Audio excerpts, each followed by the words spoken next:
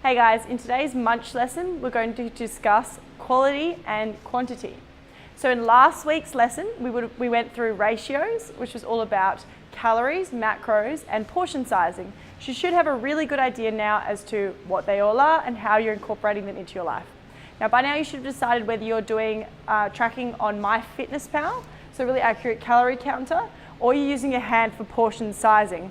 But either way, you're going to get a lot more awareness of your food intake. Now the point of today's conversation is the quality versus the quantity of the food that you choose. So while last week you would have figured out that you could have, say, 2,000 calories worth of food, or 4 portion-sized hands worth of food, you probably don't have as much of an idea as to the quality of food. So the way I like to describe this is the macros and micros of food all add up to the quality of it, and the calories per weight is the quantity. So the way that I distinguish quality versus quantity is quality is the ratio of micronutrients, fiber per the macro for weight. So if it's a carbohydrate source, how much micronutrients, fiber is in that, versus quantity, which is just the calories per weight. So as an example, if you were going to choose something that is higher quality of a carbohydrate source, I would probably choose something such as a sweet potato, which has a lot of micronutrients, lots of fiber, lots of water per its weight, versus say pasta, which is probably higher calorie per weight, plus it has much less micronutrients, water and fiber. So choosing a better option is always going to be better in the long run, but I'll explain how that comes in later on.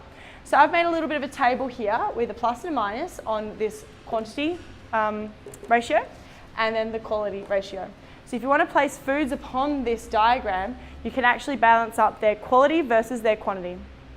So something that is high quality and high quantity will be things that is quite calorie dense, but yet it is still full of micronutrients, fiber, vitamins and minerals. This might be things such as nuts or coconut oil, anything like that will be up at this spectrum. Something that is high quality but low quantity will be things like green vegetables, fruits, anything that is quite voluminous for its weight, but again contains a lot of vitamins and minerals, nutrients and fiber. Now something that is low quality, so it has not many nutrients per its weight, but low quantity might be something like your low fat processed Greek yogurts or those things with lots of artificial sweeteners and stuff in them. They're probably not the best in regards to be good for you, but they can probably still fit into your day and not take up too many calories. And then something that is low quality but high quantity is those things like cookies, ice cream, chocolate, cakes, things that are quite dense and calorific, but they don't have much vitamins, minerals and nutrients in them.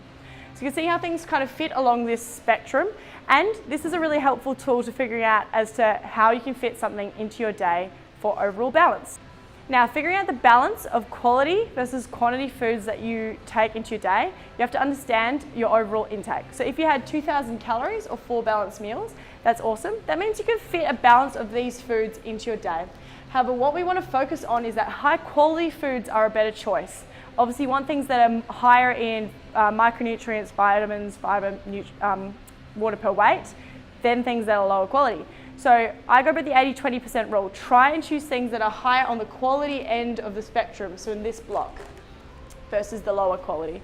However, when it comes to your calories, if you're trying to budget, you want to try and have a quantity budget. So if you know your number, that's awesome. You're going to have to try and choose lots and lots of things in this low quantity, high quality range, and some things in this higher quantity, high quality range.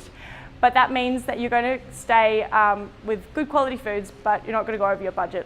However, if you do have a big nutritional budget and you can eat a lot, you probably won't be able to fill up your whole day because of the fiber, vitamins and minerals that are coming into your body, so you get really full. So that's when you can incorporate a little bit more foods on that end of the spectrum. Now as time goes on, again, you want to try and choose less high quantity foods and more high quality, especially for volume. Volume is what's going to keep you fuller for longer, and that's where all these foods relate. However, with 80-20, you of course can fit things in that on that end of the spectrum, but you just want to make sure that they're fitting into your overall budget. So hopefully that helps you out a little bit, guys, with choosing higher quality foods, but then also budgeting whether they have higher calories or lower calories into your day. And then remembering that it's 80-20, you can of course have things on the other end of the spectrum, but try and pick from this end. Hopefully that helps you out, guys. See you next time.